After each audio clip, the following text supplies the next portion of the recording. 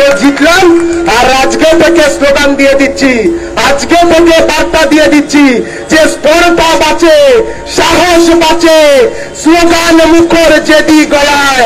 আজকে থেকে জেনে রেখো পিপির পার্টি কেওড়া তলায়। বন্ধুরা, ঠান্ডা প্রচুর পড়েছে আর এই ঠান্ডার মধ্যেই গরম গরম খবর এনেছি আপনাদের জন্য।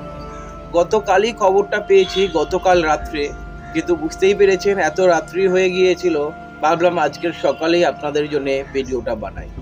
বন্ধুরা, আপনারা দেখতে পাচ্ছেন যেখানে সমবায় সমিতির নির্বাচন হয়েছে, বিগত 1 বছর বা তার আগে থেকে বামেদের জয়লাভ হয়েছে।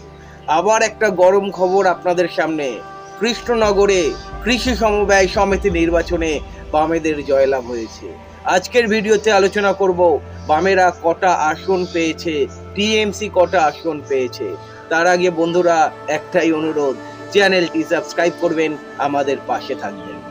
বন্ধুরা, 2011 সালের পরে তৃণমূল সরকার ক্ষমতায় আসার পরে একবারও এই এরিয়াতে কৃষি সমবায় সমিতির নির্বাচন হয়নি।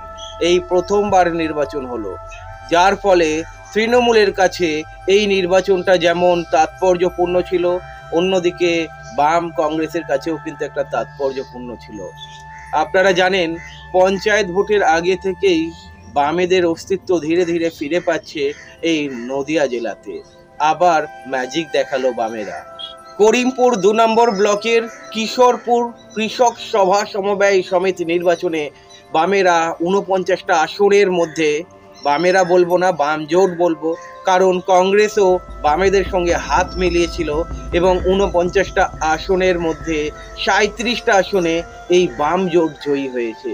অপরদিকে যদি দেখেন 12টা আসনে টিএমসি জয়লাভ করেছে। এই জয় কিন্তু তাৎপর্যপূর্ণ জয়। আপনারা জানেন প্রাক্তন সাংসদ, কৃষ্ণনগরের প্রাক্তন সাংসদ মহুয়া মৈত্রর এরিয়া রয়েছে। আর কেন প্রাক্তন সাংসদ বললাম আপনারা ভালো মতোই বুঝতে পাচ্ছেন, মহুয়া মৈত্রকে বহিষ্কার করা হয়েছে, যার ফলেই ওনাকে আমি প্রাক্তন সাংসদ বললাম। আর এই কারণেই কিন্তু কৃষ্ণনগরে যেই সমবায় সমিতির নির্বাচন হলো, টিএমসির কাছে যথেষ্ট তাৎপর্যপূর্ণ ছিল, কিন্তু এখানেও টিএমসি ধরাশায়ী হয়েছে আর বামেদের হাত শক্ত হলো। এখান থেকে কিন্তু একটা ইঙ্গিত পাওয়া যাচ্ছে বামেদের ভোট পার্সেন্টেজ এবারে বহু গুণ বাড়তে চলেছে এই কৃষ্ণনগর লোকসভা কেন্দ্র থেকে। এই যে নির্বাচন হলো, সমবায় সমিতির নির্বাচন হলো, বাম জোট মানে বাম কংগ্রেস মিলে 68% ভোট পেয়েছে। অন্যদিকে যদি দেখেন টিএমসি 32% ভোট পেয়েছে। এই নির্বাচনে ভোটারের সংখ্যা ছিল 1219 জন, মানে মনে রাখবেন 1219টা পরিবার এই সমবায় সমিতির নির্বাচনে অংশগ্রহণ করেছিল। একটা পরিবার থেকে একজন করে যদি ভোটদাতা থাকে, তার মানে 1219 পরিবার। বুঝতেই পাচ্ছেন লোকসভা ভোটে এই 1219 জনের যে পরিবার রয়েছে সকলেই ভোট দেবে যারা 18 বছরের ঊর্ধ্বে রয়েছে। বুঝতে পাচ্ছেন ম্যাজিকটা এখানে দাঁড়াতে পারে। যাই হোক, এই 1219 জন যে ভোটদাতা ভোট দিয়েছে, তার মধ্যে 68% ভোট বাম জোটের কাছে এসেছে। এখান থেকে একটা স্পষ্ট অনুমান, মানুষ কিন্তু বামমুখী হচ্ছে। মানুষ কিন্তু এই তৃণমূল সরকারকে আর চাইছে না। যদি তৃণমূল সরকারকে চাইতো, তাহলে আপনাদেরকে জিজ্ঞাসা করছি, যেখানেই সমবায় সমিতির নির্বাচন হচ্ছে টিএমসি কেন হারছে, প্রশ্নটা আপনাদের কাছে রইল।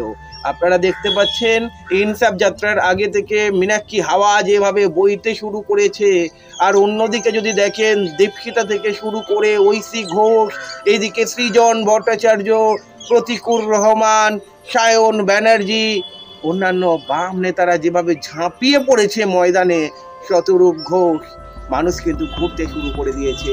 তাই এই জয় কিন্তু তাৎপর্যপূর্ণ জয়। আবার জয় পেল বামেরা। 49টা আসনের মধ্যে 37টা আসনেই যখন বাম জোট জয়ী হচ্ছে, মাত্র 12টা আসনে টিএমসি পেয়েছে।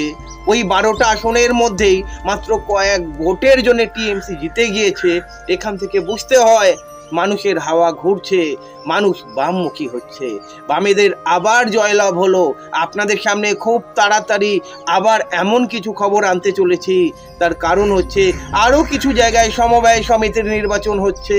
নির্বাচনটা শেষ হোক, খবর নিশ্চয়ই আপনাদের সামনে দেবো।